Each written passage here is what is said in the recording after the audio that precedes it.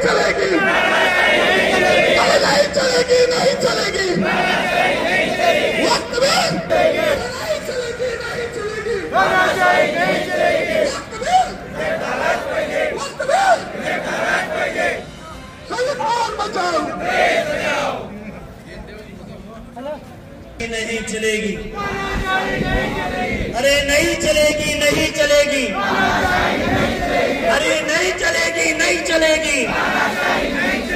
संविधान बचाओ, संविधान बचाओ, संविधान बचाओ। वक्फ बिल, वक्फ बिल नहीं चलेगी, नहीं चलेगी। वक्फ बिल, वक्फ बिल। संविधान बचाओ, संविधान बचाओ, संविधान बचाओ। वक्फ बिल, वक्फ बिल, वक्फ बिल। अरे नहीं चलेगी, नहीं चलेगी, नहीं चलेगी। अरे नहीं चलेगी, नहीं चलेगी।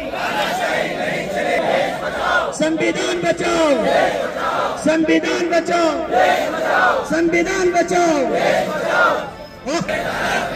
नहीं चलेगी, नहीं चलेगी, नहीं चलेगी, नहीं चलेगी।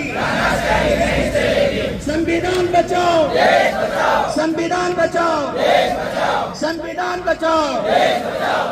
वक्फ बिल, संविधान बचाओ, संविधान बचाओ।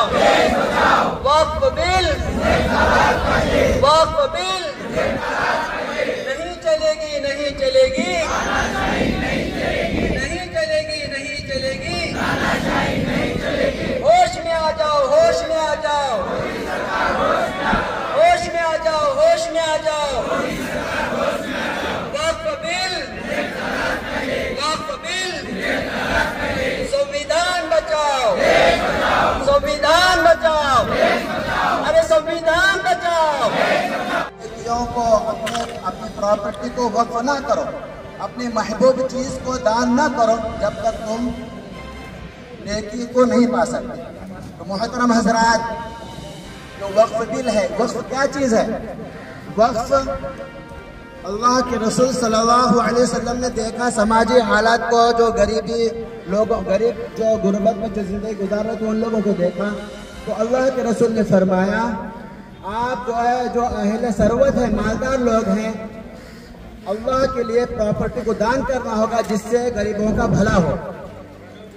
तो आवाज जैसी लगनी थी, सारे साहबा अपने अपने एतबार से प्रॉपर्टी को दान करने लगे। उस वक्त पानी की बड़ी किल्लत थी, तो फरमाया एक कुआं था, बहुत मीठा पानी था।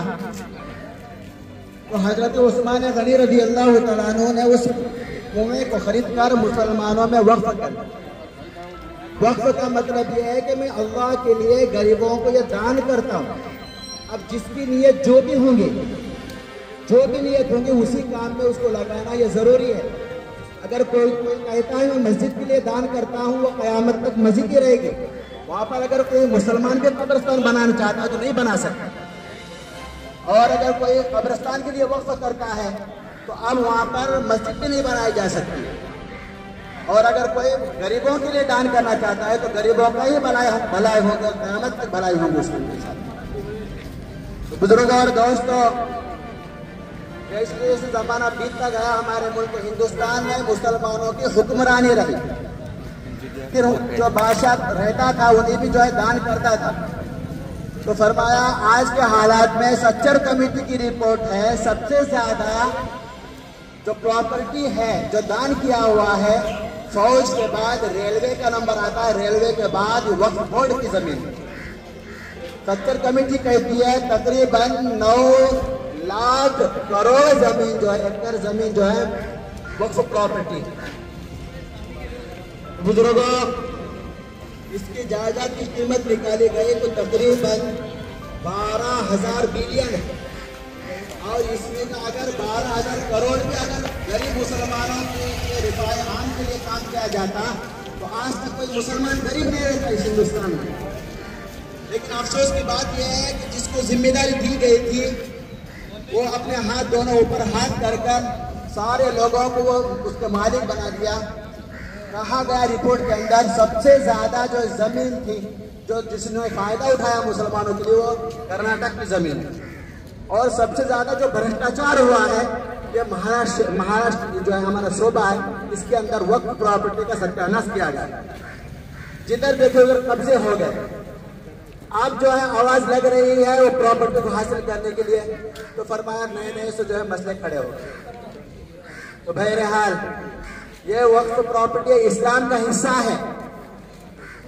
अब जो है जैसे अंग्रेजों का जमाना था उन्होंने भी जो है कब्जे डालने शुरू करे, वो हिंदुस्तान की प्रॉपर्टी को मालिक बनाना शुरू कर दिए वक्फ प्रॉपर्टी।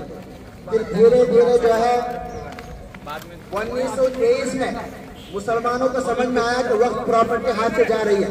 उस वक्त बुलंद आवाज से जो है मुसलमानों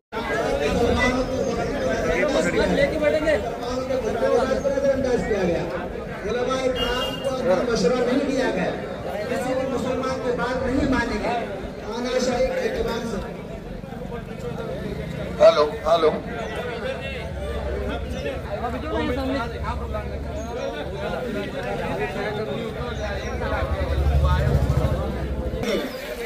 खुसूसन उलमाए किराम से मशवरा नहीं लिया गया।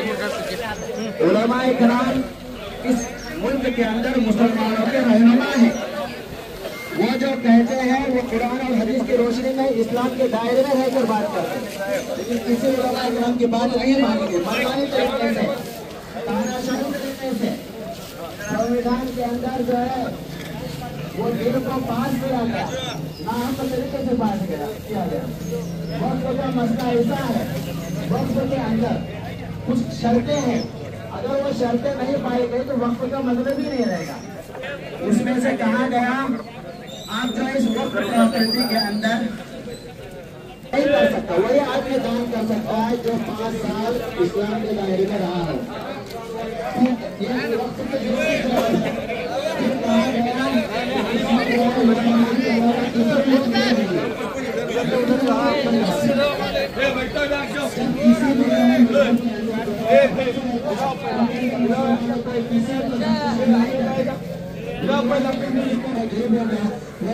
हम उसको बर्दाश्त नहीं कर सकते। हमने मराठी में पढ़ते थे बसून गरीबा चलाता हुआ।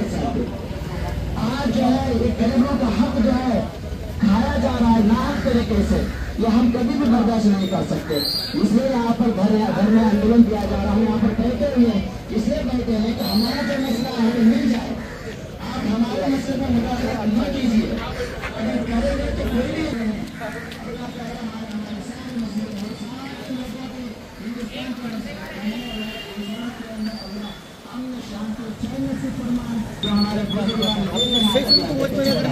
मैं इतनी बात कहेगा मैं अपनी जगह लेता हूँ। जय हिंदुस्तान, जय महाराष्ट्र।